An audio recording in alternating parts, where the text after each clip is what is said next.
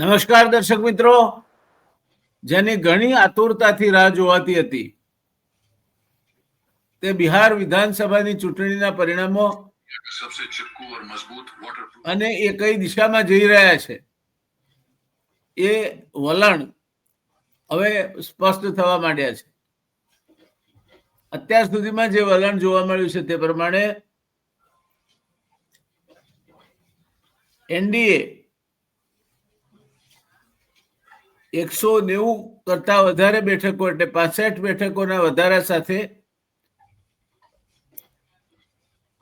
Lead કરી રહી છે, જ્યારે મહાગઠબંધન માત્ર 51 એટલે કે 59 બેઠકોના નુકસાન સાથે ધોવાઈ જતું જોવામાં આવી રહ્યું છે.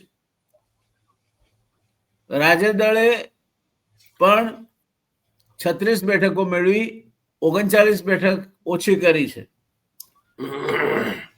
ભારતીય જનતા પાર્ટીના પ્રવક્તાએ જણાવ્યું છે કે બિહારના લોકોએ જંગલ રાજ્યને રોકવા માટે મતદાન કર્યું છે અને અત્યારે જે પ્રમાણેના વલણ છે એ જોતા 2/3 બહુમતીની ખૂબ જ નજીક ભારતીય જનતા પાર્ટી અને એનો સાથી પક્ષ પહોંચે તો નવાઈ પામવા જેવું નહીં હોય. પ્રશ્ન ત્યાર પછી એ થશે કે ભારતીય જનતા પાર્ટી સીટની દ્રષ્ટિએ વધારે સંખ્યા મેળવશે ત્યારે ફરી એકવાર નીતિશ કુમારને બિહારના મુખ્યમંત્રીની ગાદી સોંપશે કે બીજો કોઈ વિકલ્પ સામે આવશે. આ ચર્ચાનો વિષય બનવાનો છે. ત્યારે આપણી સાથે વિવિધ ક્ષેત્રોનો પ્રિન્ટથી માંડીને ટેલિવિઝન સુધીના ક્ષેત્રે જેમણે સિદ્ધહસ્ત પત્રકાર તરીકેની પોતાની કામગીરીથી એક વિશિષ્ટ છાપ ઊભી કરી છે એવા આપણા મયુરભાઈ જાની આપણી સાથે જોડાયા છે. મયુરભાઈ મિડ ડેથી માંડીને ઇન્ડિયન એક્સપ્રેસથી માંડીને અનેક છાપાઓમાં પ્રિન્ટ મીડિયામાં કામ કરી ચૂક્યા છે, સિનિયર પોઝિશન પર કામ કરી ચૂક્યા છે, તંત્રી તરીકે કામ કરી ચૂક્યા છે. એક યુટ્યુબર તરીકેની રાષ્ટ્રીય ચેનલ સાથે જોડાયા બાદ 4PM ગુજરાતને બદલે એમણે હવે પોતાનું ધી ગુજરાત રિપોર્ટ.com કરીને પોતાની યુટ્યુબ ચેનલ શરૂ કરી છે અને એને સારો એવો આવકાર ગુજરાતમાં મળી રહ્યો છે. ત્યારે આપણે મયુરભાઈ પાસે જઈશું અને આ જે પરિણામો આવી રહ્યા છે તે અંગેની એમની પ્રાથમિક પ્રતિક્રિયા શું છે તે જાણવાનો પ્રયત્ન કરીશું. સ્વાગત છે મયુરભાઈ આપનું. અમારી સાથે આપ જોડાયા માટે આપનો આભાર અને દર્શક મિત્રો આપનો પણ આભાર. મયુરભાઈ, આ જે ચૂંટણીના જે રુઝાન જેને કહેવાય એક દિશા નિર્દેશ પ્રવાહ જે આપણને સાંપડ્યો છે તેના પરથી શું માનવું છે આપનું? નમસ્કાર વ્યાસ સાહેબ અને આપણા બધા દર્શક મિત્રો. એમાં સાહેબ એવું છે કે જે મહારાષ્ટ્રમાં સમયાંતરે કરવામાં આવ્યું અને એ હવે અહીંયા કરવામાં આવી રહ્યું છે, એટલે આપણે અગાઉ પણ વાત કરી ચૂકેલા છીએ હું અને આપ બંને સાથે મળીને કે બિહાર આ વખતે હવે કાળના ક્રમ મુજબ જે રીતે ભારતીય જનતા પાર્ટી ચાલતી રહી કે ભાઈ પેલા થોડીક પેઠ બનાવો, ફેટ બનાવો, પછી એક નરેટિવ ઊભું કરો, પરસેપ્શન ઊભું કરો અને છેવટે સાથી પક્ષ જે છે એને તમે ગળી જાઓ. આ વખતે સંપૂર્ણપણે એવું થઈ નથી શક્યું, કારણ કે તમારી સાથે વાત કરું છું ત્યારે મારી સામે જે ઇલેક્શન કમિશનની વેબસાઇટ ઉપરનું અપડેટ છે એ જો હું અત્યારે તમને હું વાંચીને બતાવું તો એઝ એક્સપેક્ટેડ બાય મી, મારા તરફથી મને જે અપેક્ષા હતી એ મુજબનું થઈ રહ્યું છે. ભારતીય જનતા પાર્ટી બિહારની અત્યારે અત્યારે તમારી સાથે વાત કરું છું ત્યારે બિહારની સૌથી મોટી પાર્ટી તરીકે આગળ આવી રહી છે, ઉભરી રહી છે. 86 બેઠકો ઉપર બીજેપી આગળ છે. હજી પરિણામો તો નથી આવ્યા, પણ જે આપણે રુઝાન અથવા વલણ કહીએ આપણે તો 86 બેઠકો ઉપર ભારતીય જનતા પાર્ટી અત્યારે આગળ ચાલી રહી છે. બીજા નંબરે નીતિશ કુમારની જેડીયુ છે 76 બેઠકો ઉપર એ આગળ ચાલે છે, એટલે 10 બેઠકો છે અત્યારે. અને આરજેડી જે છે એ ત્રીજા નંબરે, પણ ગેપ બહુ મોટો છે સાહેબ, 34 સીટો પર આગળ છે ખાલી. અને એલજેપી જે ચિરાગ પાસવાનની પાર્ટી છે, રામવિલાસ પાસવાનના સુપુત્રની, એ 20 બેઠકો પર આગળ છે. ભારતીય કમ્યુનિસ્ટ પાર્ટી જે માર્ક્સવાદી લેનિનવાદી પાર્ટી છે, માલે, એ 7 બેઠકો પર આગળ છે. કોંગ્રેસ 6 બેઠકો પર આગળ છે. અને બીજી બધી જે અન્ય છે એ 4 બેઠકો પર આગળ અત્યારે ચાલી રહી છે. એ અત્યારની સ્થિતિ છે. તમે સમજી લો કે ભારતીય જનતા પાર્ટી બિહારમાં લાર્જેસ્ટ સિંગલ પાર્ટી થવા તરફ આગળ વધી રહી છે. આપણે અત્યારે જયારે વાતચીત કરી રહ્યા છીએ ત્યારે ચૂંટણી પ્રક્રિયા, જે મતગણનાની પ્રક્રિયા છે, એ ઘણી ધીમી ચાલી રહી છે. એટલે કોઈક જગ્યાએ 3 રાઉન્ડના ગણતરી થઈ છે, કોઈ જગ્યાએ 4 રાઉન્ડ, કોઈ જગ્યાએ 5 રાઉન્ડ. જેમ કે 20 રાઉન્ડ થી તો ઓછું કોઈ જગ્યાએ મતગણના છે નહીં. ના, મિનિમમ 20 રાઉન્ડ થી ઓછી મતગણના તો કોઈ જગ્યાએ નથી, 243 બેઠકો ઉપરથી. એમાં વધીને કોઈક જગ્યાએ 5, ક્યાંક કોઈ જગ્યાએ 7 રાઉન્ડની ગણતરી થઈ છે. અને એમાં આપણી પાસે અત્યારે આ જે છે વલણ આપણી સામે આવી રહ્યું છે.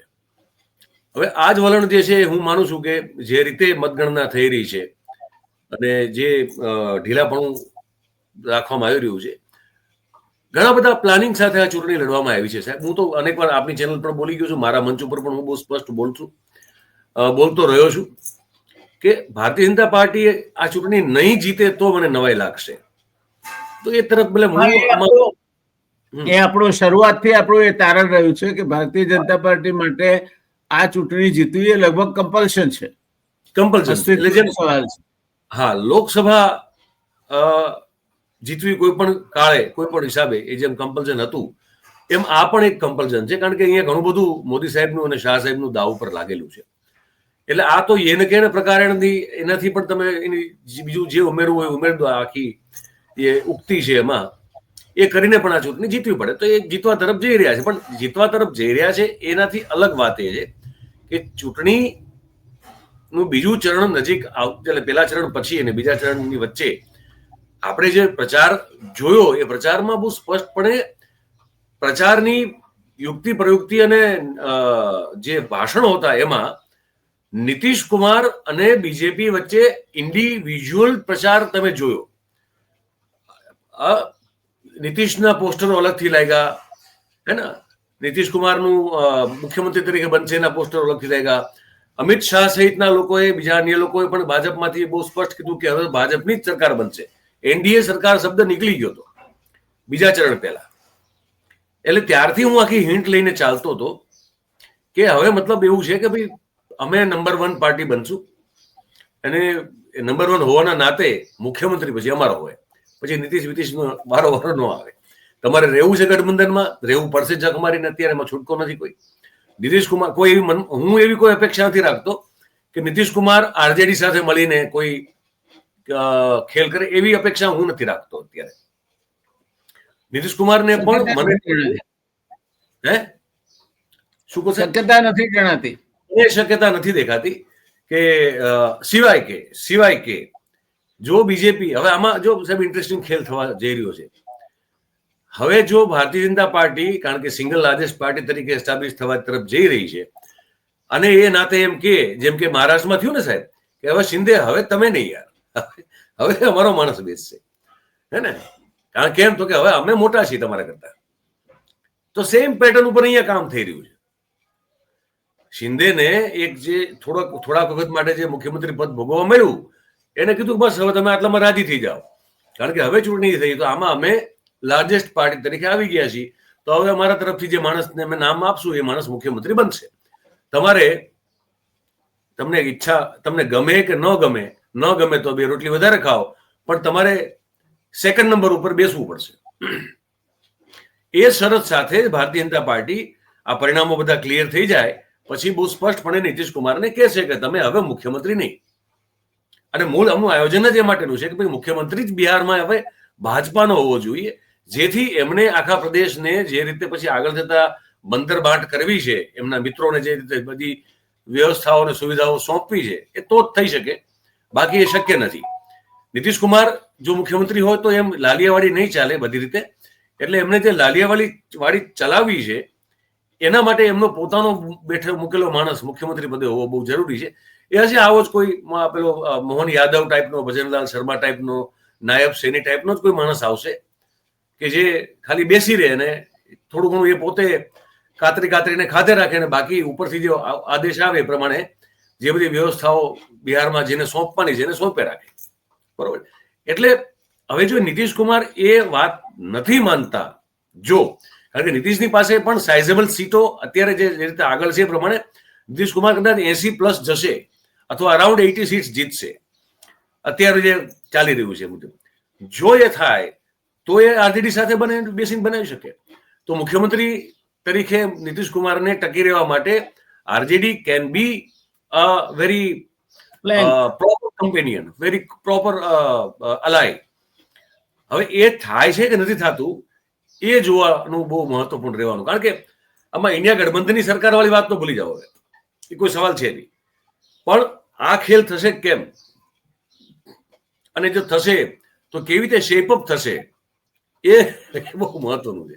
કારણ કે આપણે વાત કરેલી અને હું મારે ત્યાં પણ બહુ સ્પષ્ટ બોલેલો છું કે કાં તો આખો કોળિયો હું ખાઈશ અથવા હું કોઈને ખાવા નહીં દઉં. આ સીધી વાત છે. તો આખો કોળિયો ખાવા તરફ જઈ રહ્યા છે. હવે એમને જે ફરક એ જ છે કે નીતિશની સીટો જે પ્રમાણે આવી રહી છે એમાં આ ખેલ ક્યાંય થઈ ન જાય. જો થાય તો કદાચ રાષ્ટ્રપતિ શાસન વાળી વાત મેં જે આપના સાથે પણ મંચ ઉપર કરેલી હતી, એટલે આ બધી સંભાવનાઓ વિચારીને મેં એ વખતે કીધેલું હતું. ઘણા બધા જે આપણે ત્યાં પેલા બધા ઘણા દરેક મંચ ઉપર આવતા હોય છે બધા પેલા ભક્તો બધા, એમને બધું કડવું લાગે અથવા ન મગજમાં બેસે ને એમને મગજ ખાલી છે ને અંદર અહીંયા છાણ ભર્યું છે, એટલે આપણે એમના વિશે બહુ કંઈ પણ ન શકીએ.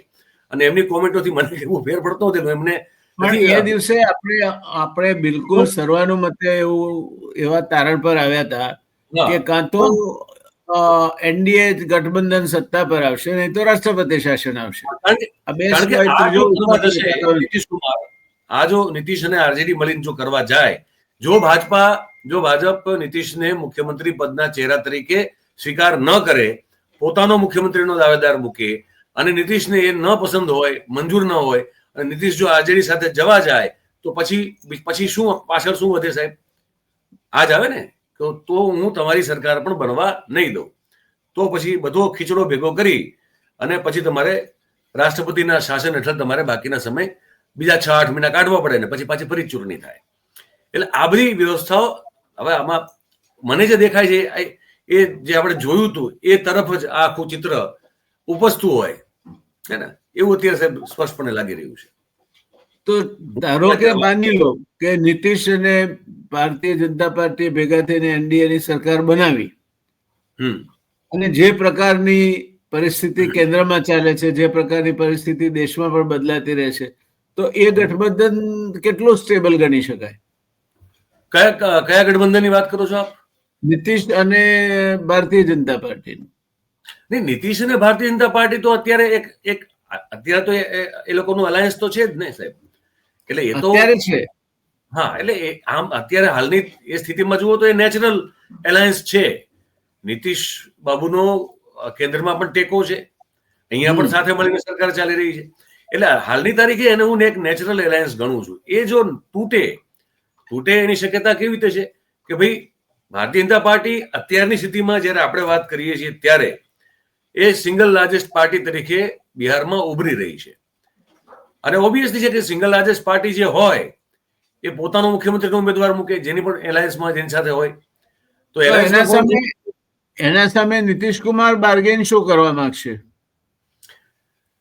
નીતિશ કુમારને સાહેબ બાર્ગેન, આમાં વાત એ છે કે નીતિશ કુમાર નું બાર્ગેનિંગ ઓલરેડી જે એને કેન્દ્રમાં એમને જે હક મળેલો છે, અહીંયા એમનો મૂળ મુદ્દો એ છે કે ભાઈ he wants to continue as far as possible as the chief minister of Bihar. મુખ્યમંત્રી પદ એના માટે એક સત્તા કરતા વધારે એક સ્વમાન અને એના ગૌરવનું પ્રતીક છે. બિહારમાં પણ નીતિશને મુખ્યમંત્રી તરીકે જે લોકો જોવા ઈચ્છતા જે બહોળો વર્ગ છે એ એમના માટે પણ એ બિહારના ગૌરવનું પ્રતીક છે કે મુખ્યમંત્રી અમારો હોય તો પછી આ હોય એમ. એટલે મૂળ બિહારનો માણસ પ્રોપરલી અને બિહારની બિહારમાંથી ઉભી થયેલા બે પક્ષો છે, આરજેડી અને જેડીયુ મુખ્ય પક્ષો, એ લોકો એમને આ રીતે જુએ છે કે એમના પોતાના પ્રદેશના સ્વમાન અને ગૌરવનું પ્રતીક છે. ભારતીય જનતા પાર્ટીને આજની તારીખે પણ બાહરી પાર્ટી માનવામાં ત્યાં આવે છે. હું અનેક લોકો સાથે ત્યાં વાત કરું છું. they don't consider BJP as the Bihari party. It is a બાહરી પાર્ટી. હવે એટલે ત્યાં પદની સાથે પ્રદેશનું ગૌરવ અને સ્વમાન લોકો જોડાયેલા છે. હવે આપણે કેલ્ક્યુલેશન કરીએ સાહેબ, આ જેમ આગળ વધે છે પ્રમાણે જી માની લો કે અત્યારે આ જે છે આંકડો એ જ ફાઇનલ રહે એવું માનીને ચાલીએ હાઇપોથેટિકલી, તો 85 બીજેપી છે, 77 જેડીયુ છે, આરજેડી 32 છે, એલજેપી 20 છે. હવે અહીંયા આ જયારે હું કહેતો હતો ને સાહેબ, ત્યારે કોઈ મેં કદાચ આપને પણ કહેલું છે, મેં અન્ય પણ 2-3 પત્રકારોને કહેલું છે. અને ક્યારે કહેલું છે, જ્યારે ઇલેક્શન પણ બિહારના ડિક્લેર નહોતા થયા ત્યારે મેં કીધું આવનારા સમયમાં નીતિશ ડાઉન કરવામાં આવશે અને ચિરાગ પાસવાનને અપ કરવામાં આવશે. એટલે જો બહારી અને બિહારીનો મામલો આવશે તો પછી બિહારી તરીકે Paswan would maybe promoted as a face of chief minister. હવે અહીંયા એ થઈ રહ્યું છે. એલજેપી 20 સીટો ઉપર આગળ ચાલી રહી છે અત્યારે. તમે સમજો મારી વાતને? હવે આ ત્યારે મારી વાત કોઈ માનવા તૈયાર નહોતું. અરે મને કે યાર ચિરાગ પાસવાન તો આજકાલ, હું તો જે નોર્ધન બેલ્ટના પત્રકારો છે, ખાન સાહેબ, એની સાથે જયારે વાત થતી ત્યારે હું કહેતો, તમે જુઓ સાહેબ, Chirag will be uplifted and Nitish will be cut to short. Next phase Nitish Kumar સામે ચિરાગ પાસવાન બને તો પિછડા ને અતિ પિછડા વાળો પ્રશ્ન ઉભો નહીં થાય. ન થાય. એટલે જુઓ તમે 85 સીટો છે, 100 ને કેટલી 122 સીટો જોઈએ ને સરકાર બનાવવા માટે. હા, 122 છે. 122 સીટો જોઈએ ને સાહેબ. સમજો બીજેપી 85-90 ની આસપાસ લઈ જાય, એલજેપી 20 પકડીને ચાલીએ આપણે, તોય એ 110 સીટો ત્યાં થઈ જાય તમારી. હમ જે છે 5 ઉપર આગળ ચાલી રહી છે, 115 થઈ જાય, બરોબર છે. અને આવું સ્થિતિમાં પાછા કેન્ડિડેટ મતલબ બીજા અપક્ષો લગભગ 6 થી 7 જગ્યાએ આગળ ચાલી રહ્યા છે, તો બીજેપી ધારે તો માઇનસ જેડીયુ પર સરકાર બનાવવાનો પ્રયાસ કરી શકે એમ છે. તમે સમજ્યા મારી વાતને? બાકીના બીજાને લઈને. હા, બાકીના બીજાને લઈને એ 122 સુધી પહોંચે એમ છે. એટલે અને એના માટે પહોંચવું જોડ તોડ ફોડ કરીને બધું બહુ સહેલું સાહેબ. સરકાર આવતી હોય તો પછી સરળ છે, એમાં મુશ્કેલ નથી. અને સરળ છે. અને કેન્દ્રમાં એ લોકો બેઠેલા છે, કેન્દ્રમાં બેઠા છે, એટલે જે પણ લોકો આ પરિણામ પછી ચૂંટાયેલા છે, નાના મતલબ નિર્દલીય, અપક્ષ અથવા તો બીજી નાની પાર્ટીના લોકો, તો એ લોકોને સ્વાભાવિક છે કે મને ખબર છે કે ભાઈ અહીંયા મતપૂડો અહીંયા જ છે, તો અહીંયા જ જવાય, તો કોણ પછી આ બધું જવાનું હતું. એટલે જે માઇનસ જેડીયુ પણ બીજેપી ધારે તો સરકાર બનાવી શકે એવી સ્થિતિ પણ હું જોઈ રહ્યો છું. આપ એવા મતના છો કે જેડીયુ ના સાથે સિવાય પણ બીજેપી નો જુગાડ થઈ શકે? થઈ શકે. એટલે મેં સાહેબ બહુ સમજી વિચારીને મારા કાર્યક્રમમાં અને આપના કાર્યક્રમમાં મેં કહેલું હતું કે એવી વિચિત્ર ત્રિશંકુ સ્થિતિઓ ઉભી થઈ શકે કે બંને પક્ષેથી, જો સમજો જેડીયુ અને આરજેડી ભેગા થાય તો સરકાર બની જાય. તમે સમજ્યા? અને બીજેપી, એલજેપી પ્લસ બાકીના હમ સહિતના લોકો ભેગા થાય તો સરકાર બને. હવે તમે વિચાર કરો કે આ સ્થિતિમાં શું થાય? આ સ્થિતિમાં નીતિશ કુમાર એકલા પડી જાય. એ જ વાત છે સાહેબ. તમે જુઓ અહીંયા જેડીયુ નો આપણે સપોઝ આપણે આવું એક હાઇપોથેટિકલ લઈને ચાલીએ કે જેડીયુ અત્યારે 78 છે, મેં કીધું 80 તો પહોંચશે એવું દેખાય છે. આરજેડી 31 દેખાડે છે, કદાચ 1-2 વધારે વધી જાય તો 35 સુધી પહોંચે. હવે એ 80 અને 35 એટલે તમે સમજો કે 115 થઈ ગયા. 115 9 સીટ, 7 સીટ આમ જોઈએ. ભારતીય કમ્યુનિસ્ટ પાર્ટી CPI ML જે છે એની 6 સીટ ઉપર તો હજી એ લોકો આગળ દેખાડી રહ્યા છે. એટલે એ ટોટલ મારો તો 121 થઈ ગયા અને કોંગ્રેસ 5 ઉપર છે. તો તમારે તો બહુમતી ત્યાં પણ થાય છે. કોંગ્રેસ બીજેપી સાથે નહીં જોડાય ને? નહીં, હું જેડીયુ આરજેડી ની વાત કરી રહ્યો છું. હા, જેડીયુ આરજેડી નો પેલું સમીકરણ જોયું આપણે. જોઈતો હતો કે કઈ શક્યતા વધારે જુઓ છો, જેડીયુ આરજેડી અને અન્ય કે બીજેપી? બંને શક્યતા વધારે જોઉં છું. કારણ કે બંને જણા ધારે તો બહુમત સિદ્ધ કરી શકે એમ છે. 122 સીટ બંને અત્યારે આપણે જયારે વાત કરીએ છીએ, આ છે ને સાહેબ ઇન્ટરેસ્ટિંગ. હું આ જ સિચ્યુએશનને I was predicting and I was maybe foreseeing Yes. જોઈ શકતો હતો, મને જે દેખાતું હતું એ તો આવી સ્થિતિઓ I થશે. I am witness to that. You said this. આપે બરોબર. આ વાતનો ઉલ્લેખ કર્યો હતો એમાં તો હા. હું એનો સાક્ષી છું, એટલે બેમત નથી. એટલે મારું આવી મારું તો માત્ર આ જે મૂંઝવણ એ છે અંગ સિચ્યુએશન જે ઊભી થઈ એમાં બંને ધારે તો સરકાર માટે દાવો કરી શકે એમ છે. હવે વિચાર કરો તો પછી શું થાય? નહીં, પણ ગવર્નર પેલા બીજા ગઠબંધનને આમંત્રણ જ ના આપે તો એમ નહીં, પણ તો સરકાર બનાવવાનો દાવો કરવાનો તો દરેકને હક છે ને. દાવો કરે, પણ ગવર્નર હા. આમંત્રણ ના આપે. ના ના, પણ હા, એ ગવર્નર આમંત્રણ નો આવે તો પણ કેઓસ થાય. પણ at the end of it જ્યારે તમારી સામે કારણ કે હવે નવી વ્યાખ્યા કાઢી છે એ લોકોએ કે તમે એક જ સિમ્બોલ પર અથવા ચૂંટણી પહેલાનું ગઠબંધન હોય તો જ તમારી સીટો સાથે ગણાય, નહીં તો હા. નહીં ગણાય. હા હા, પણ એટલે એ સ્થિતિમાં પણ અહીંયા હું જ કહું છું કે મૂળ ઉકળતા ચરુ જેવો મામલો છે સાહેબ. એટલે that can lead to any chaos, any anarchy. તમે તમે સમજો છો મારો પોઈન્ટ ઓફ વ્યૂ? કાં તો હું સરકાર મારી બનાવી શકતો તો હું કોઈ નહીં બનાવવા દઉં. કારણ કે તમે જો ગણિતના ટેબલ જો જોડો છો, સરવાળા બાદબાકી કરો છો, તો આ બે સ્થિતિ તમારી સામે ઊભી થાય છે. છેલ્લો પ્રશ્ન, આની શું અસર ઉત્તર પ્રદેશ પર પડે? ઉત્તર પ્રદેશ ઉપર સાહેબ it is too early to say. મારા ખ્યાલથી હું અત્યારે તાત્કાલિક એને ઉત્તર પ્રદેશ ઉપરની અસર સાથે નહીં જોડીને કહી શકું. એટલા માટે કારણ કે એક તો આ જે આખું કુસ્તીનો જે દાવપેચ ચાલવાના છે એ જોવા સમજવા પડશે. પરિણામ બિહારમાં આવશે, મેં કીધું કે ખીચડી પ્રકારનું, હંગ પ્રકારનું છે, અત્યારે આપણી નજરની સામે દેખાઈ રહ્યું છે. એના અંતે સરકાર બનાવવા માટે કોણ સફળ જાય છે અને એમાંથી પછી સિવિલ અનરેસ્ટ થાય છે, સિવિલ ડિસઓબિડિયન્સ આવે છે, સિવિલ એંગર આવે છે કે નહીં, એ જોવું પડશે. કારણ કે બે જોડિયા પ્રકારના રાજ્યો છે એકબીજા સાથે. That makes sense, yes. એટલે એના ઉપરથી પછી ઉત્તર પ્રદેશનો મૂડ કેવો બને છે લોકોનો, પબ્લિકનો. It's little too early. It is too early to think about that or to say anything about it. અત્યારે આપણે એક વાત પર આ ચર્ચાને સમાપન તરફ લઈ જઈએ કે અત્યારે બિહારમાં બે શક્યતાઓ ઉભરી રહી છે. એક, ભારતીય જનતા પાર્ટી, નીતિશ કુમારનું જનતા દળ, રામવિલાસ પાસવાન આ બધા ભેગા થઈને સરકાર બનાવે. બીજું, નીતિશ કુમારને જો અગત્યતા ન મળે તો તેજસ્વી યાદવ, નીતિશ કુમાર અને બાકીના પરચુરણ, કોંગ્રેસ ને કમ્યુનિસ્ટ ને CPI-ML ને એ બધા ભેગા થઈને સરકાર બનાવે. એ કિસ્સામાં ગવર્નર કદાચ એમને એ ગઠબંધનને સરકાર રચવા માટે આમંત્રણ આપે કે ન પણ આપે? આપે, પણ ના પણ આપે. બરોબર છે. એ ગવર્નર ઉપર છે ને. પછી ગવર્નર તો પોતાની સત્તાનો ઉપયોગ કરી શકે, પોતાની વિવેક બુદ્ધિનો પણ ઉપયોગ કરે. કારણ કે આમાં સંવિધાન અને બંધારણીય રીતે પણ તમે જુઓ તો મારી સમજ એવી છે કે બંધારણ મુજબ પણ જે પ્રી પોલ એલાયન્સ છે, પ્રી પોલ એલાયન્સ જો બહુમતને ક્રોસ કરતું હોય, મિનિમમ જે બહુમતી છે, તો એને પહેલી તક મળતી હોય છે. હા, કોન્સ્ટિટ્યુશન પોઈન્ટ ઓફ વ્યૂથી. અને એ એલાયન્સ બીજેપી અને નીતિશ કુમારનું છે. નીતિશ કુમારનું છે. પણ ત્યાં વાત એ જ છે કે જો બીજેપી પછી પેલું પત્તું કાઢે નાખે કે હવે નીતિશ બાબુ તમે હવે મુખ્યમંત્રીના ચહેરા નહીં, અમારો મુખ્યમંત્રી, તમારા તરફથી કોઈને, તમારે એવું હોય તો કેન્દ્રમાં આવી જાઓ, પણ તમારા તરફથી કોઈ માણસને અમે ડેપ્યુટી CM બનાવી દઈએ.